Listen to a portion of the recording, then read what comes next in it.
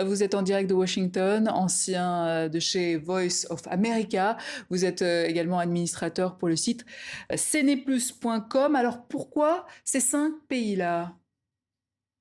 Écoutez, c'est la grande question, c'est même un peu une énigme, hein, je pourrais vous dire, parce que si on parle de business, si on parle de minerais, aucun de ces pays ne fait partie des 15 plus grosses économies africaines en termes de PIB. Aucun de ces pays ne fait partie des 10 plus grands exportateurs vers les États-Unis et vice-versa. Donc on peut se poser cette question-là si l'objectif principal est un objectif de business. Par contre, ce qu'il y a de commun entre ces pays, ce sont tous des pays côtiers, ce sont tous des pays qui sont sur la façade ouest du continent africain. Ce sont tous de petits pays en superficie, en termes de démographique, mais également en termes de poids économique, comme je l'ai dit tout à l'heure. Donc, on peut se demander s'il y a d'autres raisons que les questions économiques. Mais ceci dit, Nidia, je rajouterai qu'il y a quand même aussi un autre point commun. Ce sont tous des pays qui ont une relation plus ou moins bonne avec les États-Unis au plan économique et commercial. Sur les 5 pays, 4 sont bénéficiaires de l'AGOA, seul le Gabon ne l'est pas. Et donc, le MCC, 3 des 5, il y a juste le Gabon et la Guinée-Bissau qui n'ont pas bénéficié du compact MCA des États-Unis. Donc, on peut dire que ce sont des pays qui ont plutôt une bonne relation économique et commerciale avec les États-Unis. Alors certains de ces pays, dont le Sénégal, sont menacés par le travel ban de Trump, soit l'interdiction à certains ressortissants d'entrer aux États-Unis. La question de l'immigration a d'ailleurs déjà été évoquée. C'est l'un des gros enjeux de cette rencontre, hein.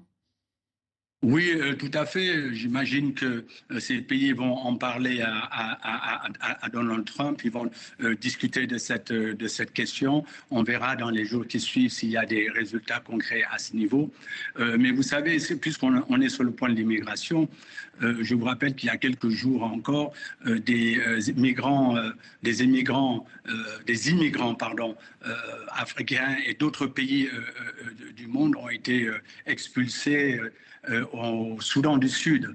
Donc, il n'est pas à exclure que parmi aussi les calculs de la Maison-Blanche, c'est de voir parmi ces pays-là s'il y en a qui seraient intéressés pour accueillir quelques expulsés des États-Unis, comme cela a été le cas au Soudan du Sud. Alors est-ce que certains pays pourraient aussi vouloir renégocier leurs dettes?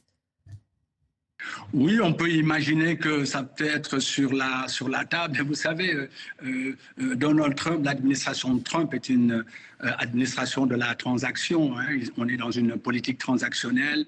La politique américaine, que ce soit avec ses alliés européens, asiatiques, et il n'y a pas de raison que l'on soit autrement par rapport aux pays africains. Tout va se passer de manière transactionnelle et certainement pas, ou en tout cas très peu, de manière multilatérale. Donald Trump ne croit pas au multilatéralisme. Il est dans une dynamique de négociation bilatérale.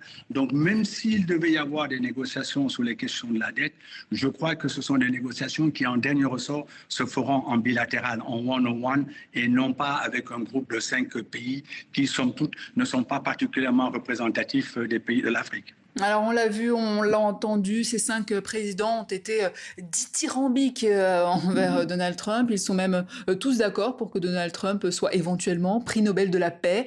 Je vous propose d'écouter les présidents gabonais et sénégalais.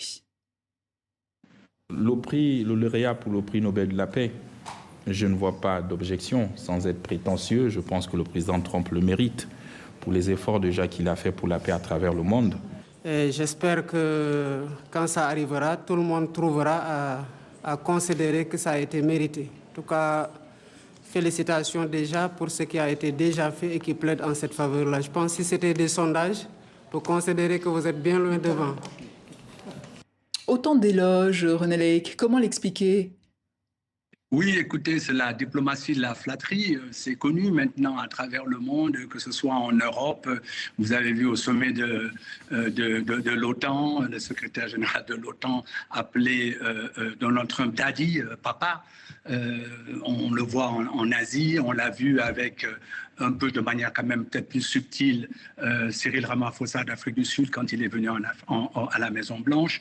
Donc tout le monde sait, ici aux États-Unis, à l'extérieur des États-Unis, que la flatterie, ça marche avec Donald Trump et qu'il ne faut pas s'en priver. Alors, Nidia, je dois vous dire que j'ai bien aimé, j'ai trouvé assez amusant et j'ai trouvé ça assez fin, la boutade ou la plaisanterie, ou je ne sais comment la qualifier, du président sénégalais quand il a dit à Donald Trump, écoutez, Dakar, c'est pas bien loin, c'est à 6 heures de vol de New York, et il y a un projet à mettre en œuvre, un bon terrain de golf, et vous pourrez y venir tester vos capacités. Et je crois que Donald Trump a pas mal apprécié cette boutade. C'était bienvenu, je trouve.